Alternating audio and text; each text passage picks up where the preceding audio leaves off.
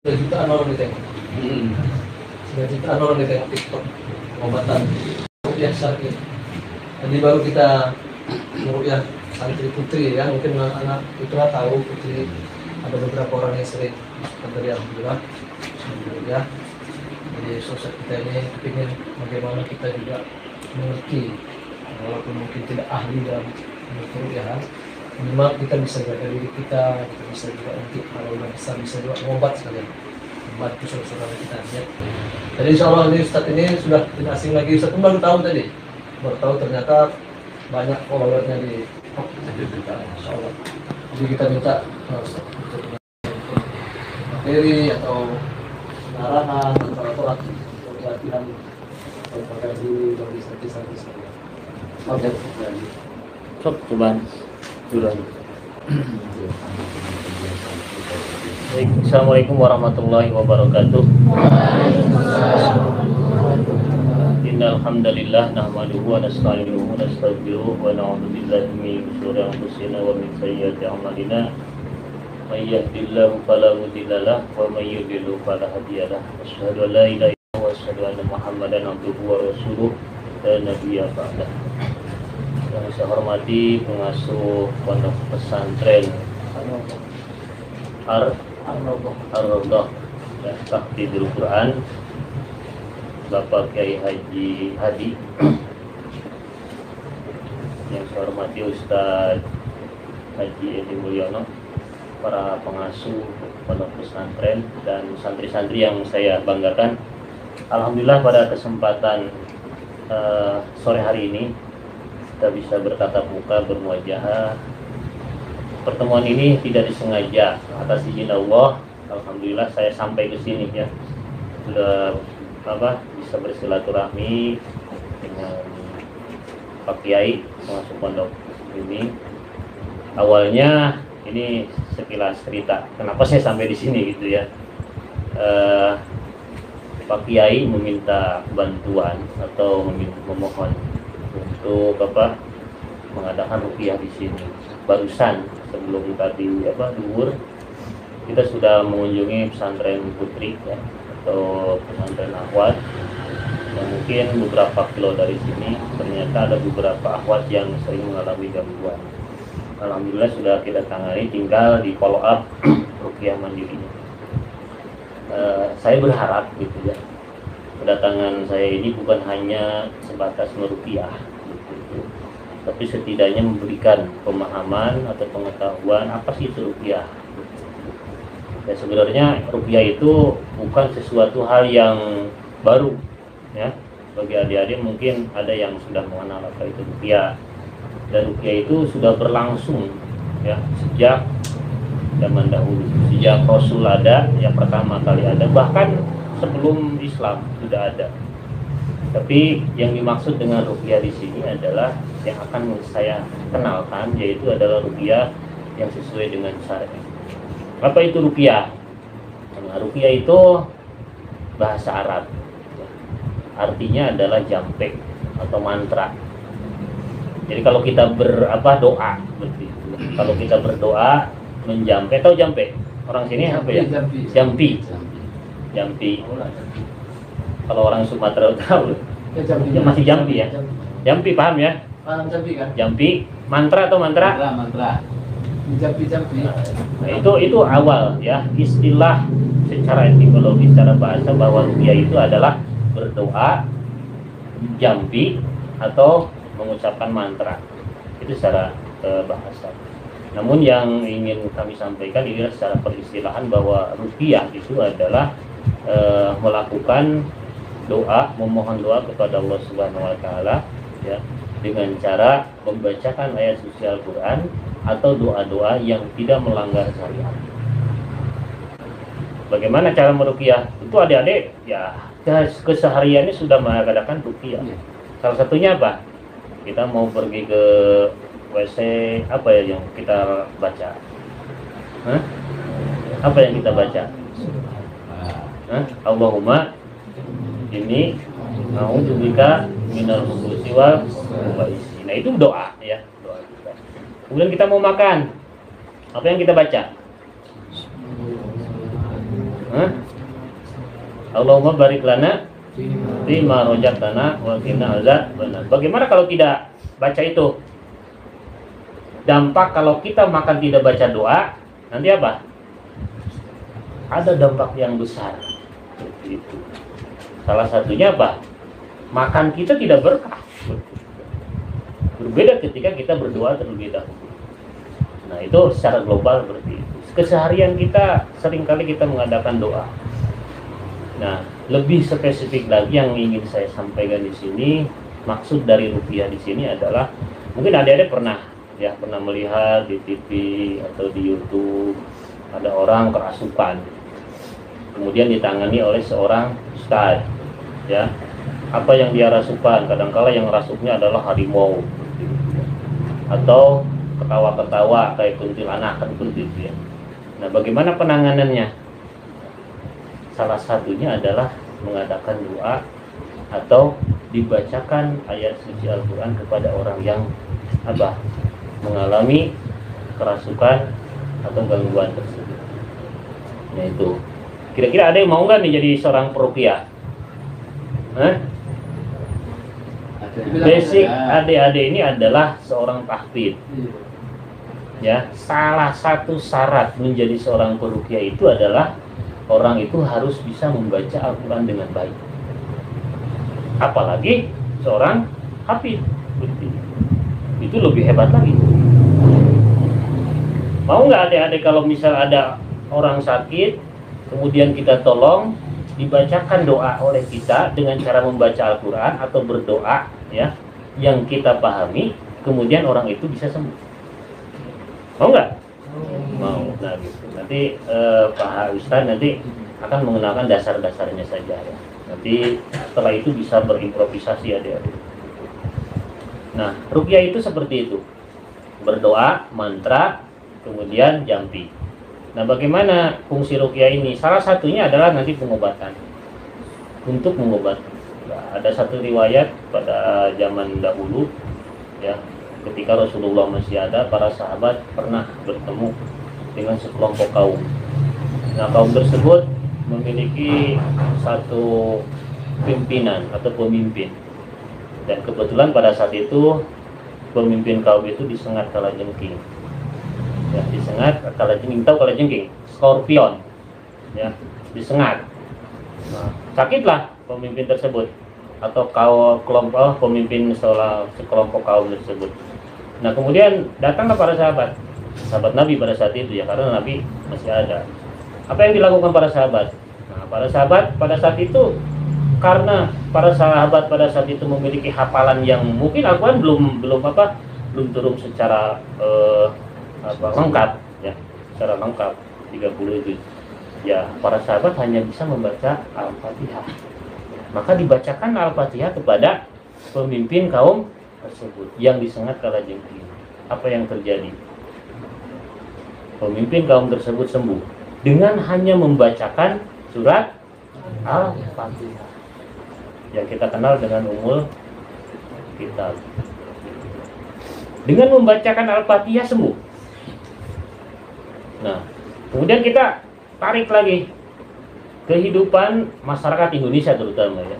Dulu atau masyarakat manusia secara global, sebelum ditemukannya dunia kedokteran, orang itu kalau sakit itu tidak lantas pergi ke warung, tidak lantas pergi ke puskesmas, tidak lantas pergi ke dokter, tapi yang dia pergi ya, meminta doa kepada orang yang bisa berdoa. Ya, taruhlah sekarang disebut ustadz misalnya. Pak Ustadz, tolong saya minta air. Air apa? Air doa. Apa yang dibacakan? Wallahu a'lam, seperti itu. Ya. Tapi pasti itu adalah dia berdoa untuk kesembuhan orang yang meminta doa. Nah, dengan cara itulah salah satu melakukan ruqyah. Apa yang dibacakan? Oke lah, kita baca, minta air, kemudian air tersebut kita baca apa? Bismillah, taruhlah. Bismillahirrahmanirrahim. Ya Allah, sembuhkanlah orang yang meminta air ini, atau jadikanlah air ini sebagai obat bagi orang yang sakit. Seperti itu. Kira-kira doa itu diijabah nggak? Kalau alam seperti itu. Masalah ijabah itu urusan Allah. Persoalan sembuh tidak adalah urusan Allah. Tugas kita hanya berdoa saja. Itu kuncinya. Ya, yakin berdoa kepada Allah, udhuni astajib. Ya, berdoalah kata Allah kepadaku, mintalah kata Allah, niscaya saya atau kami akan mengabulkan. Kuncinya doa. Kembali lagi ke pengertian ruqyah secara bahasa. Gak ada istimewanya. Nah, persoalan doa ini adalah persoalan akidah. Nah, nanti sinkronisasinya ke sini nyambungnya.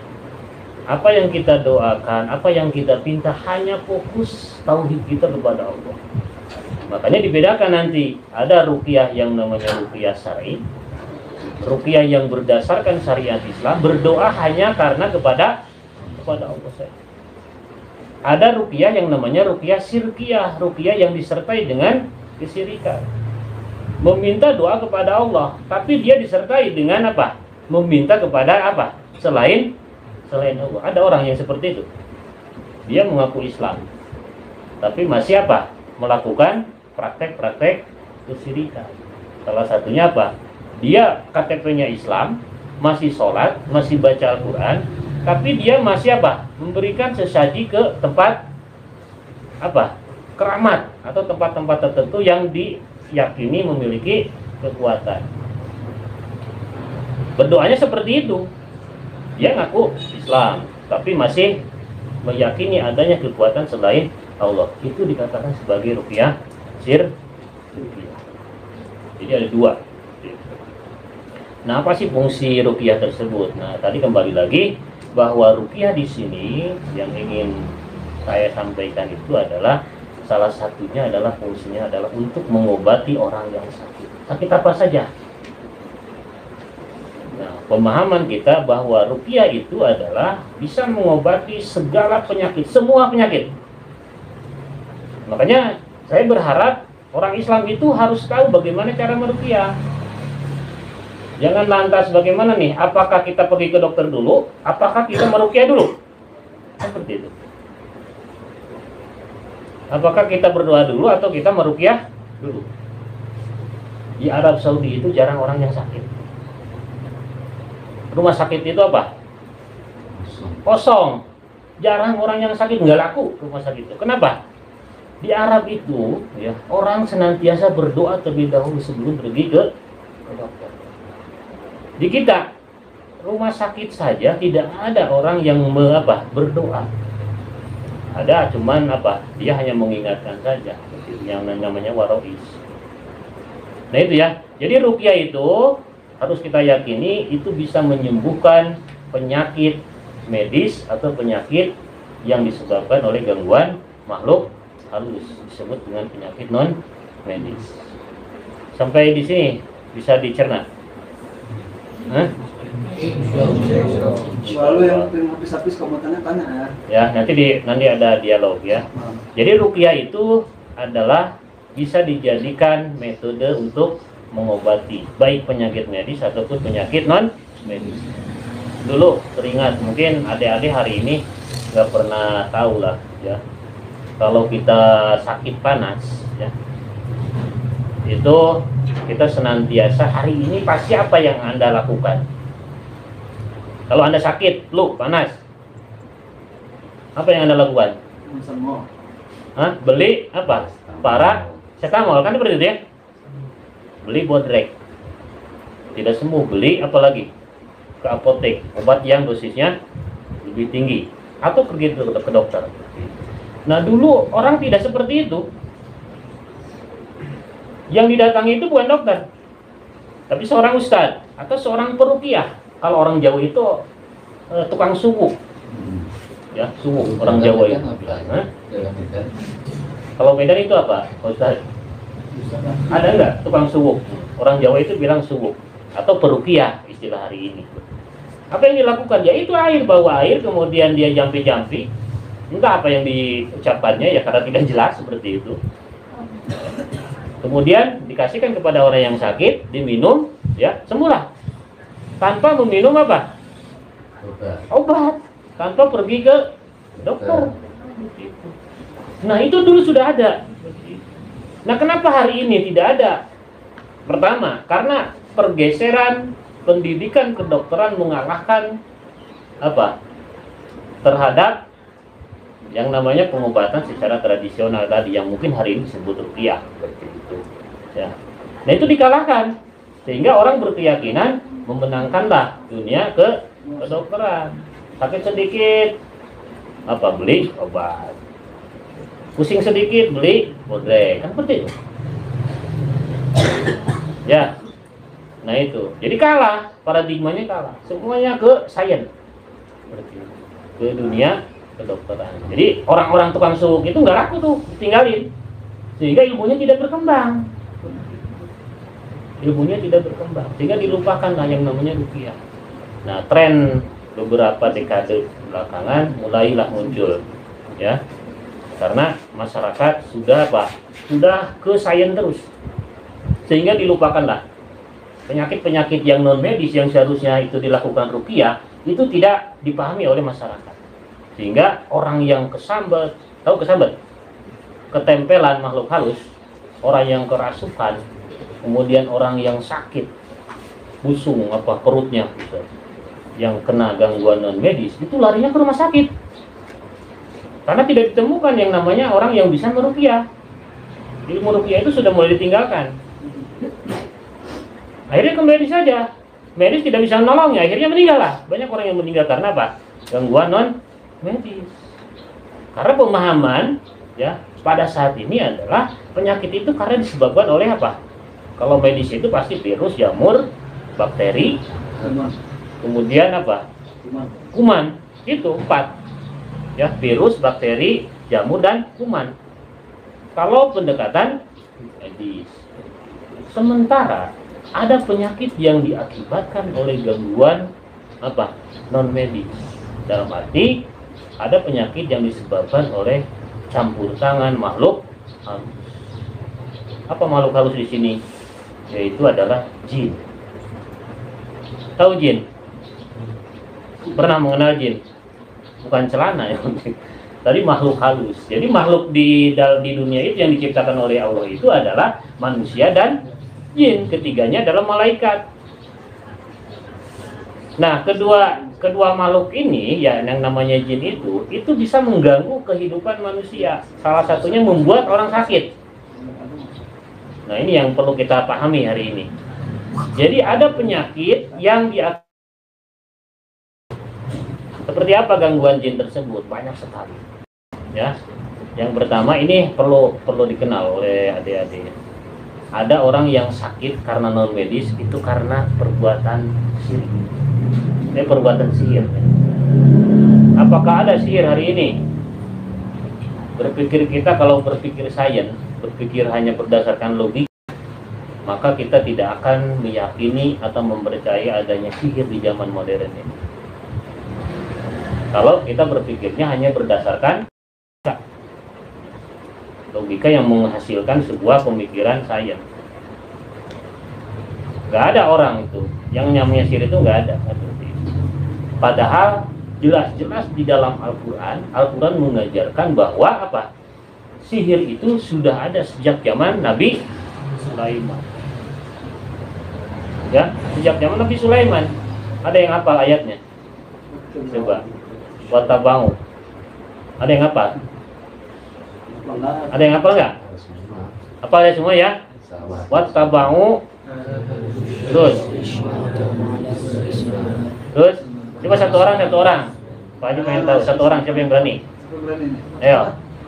Wattaba'u. Ayo, langsung sambung ayat.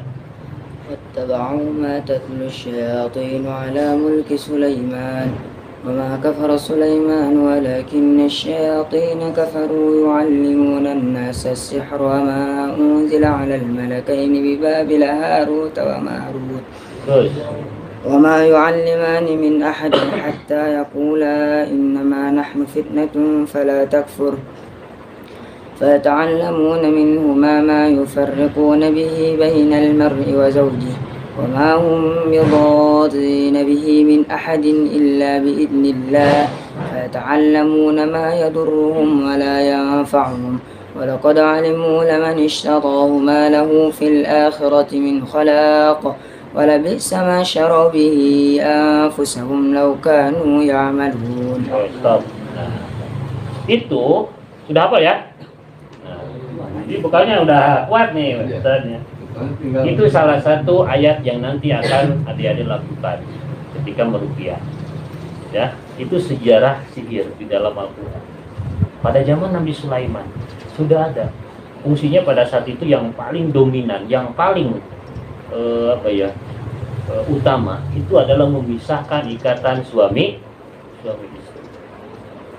Ketika seorang jin, dalam kategori di sini adalah setan, bisa memisahkan ikatan suami istri, dia akan diberikan sebuah mahkota. Nah itu, ya. Kenapa? Ya karena kalau manusia dihancurkan ikatan suami istrinya, maka keturunan generasinya pun akan hancur. Orang yang tidak sedikit anak yang broken home karena apa? Karena keluarganya berpisah. Tidak sedikit anak yang kena mental karena keluarganya berpisah. Keluarganya berpisah, ibunya kawin lagi, bapaknya kawin lagi, anaknya dengan siapa? Dengan neneknya atau dengan bibinya atau di panti asuhan. Bagaimana secara mental dia terganggu, ya, secara masa depan pun dia nggak tahu harapannya seperti apa. Nah itu yang paling dominan, memisahkan ikatan suami istri. Nah itu di lapangan hari ini banyak sekali terjadi seperti itu. Orang guna-guna ngirim sihir untuk menghancurkan ikatan suami istri. Nah itu ya. Jadi sejarahnya sihir itu ada sampai hari ini, detik ini itu sudah masih berlaku. Itu pertama ya, pahami dulu. Yang namanya pertama adalah sihir. Yang kedua, gangguan non medis itu ada orang kena gangguan non medis, ini masih ada intervensi jin juga, ya. Yaitu adalah melakukan sebuah perjanjian hitam atau perjanjian terlarang. Dia melakukan sebuah ritual, pengen kebal anti senjata, anti bacok, ya. Kemudian diisi apa? Diisi hodam di dalam tubuhnya supaya kebal terhadap penyakit, atau bukan penyakit ya, supaya kebal terhadap senjata. Diisilah hodam. Itu pun kategori sihir. Ya. Ada yang pernah di sini seperti itu? Atau pengen terlihat wajahnya cantik, cakap seperti itu. Maka dia datang ke dukun, kemudian dipasang susuk di bibirnya, di matanya, atau di hidungnya supaya terlihat bercahaya, terlihat sama perempuan seperti itu. Atau sebaliknya perempuan seperti itu. Pemasangan susuk kategori sihir. Ya. Atau ketika kita mengalami sebuah hubungan percintaan, kemudian ditolaklah kita oleh seorang, ini yang kecil-kecil ngerti nggak kira-kira ini? Yang sudah dewasa nih, ditolak oleh calon istrinya. Apa yang dia lakukan? Pergi ke dukun. Apa yang dilakukan oleh dukun? Peletlah dia supaya cinta kepada orang tersebut, ke pemuda tersebut. Kategori sihir juga. Nah ini harus dikenal ya, harus dikenal oleh adik-adik. Nanti kalau misalnya ada orang seperti itu, nah ini kategorinya kategori sihir. Atau kita berdagang, kemudian kita pengen dagangannya itu laris, maka kita bikinlah sebuah jimat dari dari bawang, misal tusuk-tusuk, kemudian disimpan di tempat, dikasih mantra dulu, kemudian disimpan di di tempat kotak dagangan kita. Itu pun kategori sihir, karena memintanya kepada selain Allah, dan itu akan berdampak pada berdampak pada kehidupan perdagangannya, bisa merugikan orang lain, karena yang dia lakukan adalah menarik pelanggan orang lain. Nah, itu kategori sihir. Nah, gangguan non medis yang kita kenal, adik-adik pernah lihat orang kesurupan? Pernah lihat? Seperti apa orang kesurupan? Meronta-ronta, teriak-teriak, menggeram-geram seperti harimau, seperti itu ya.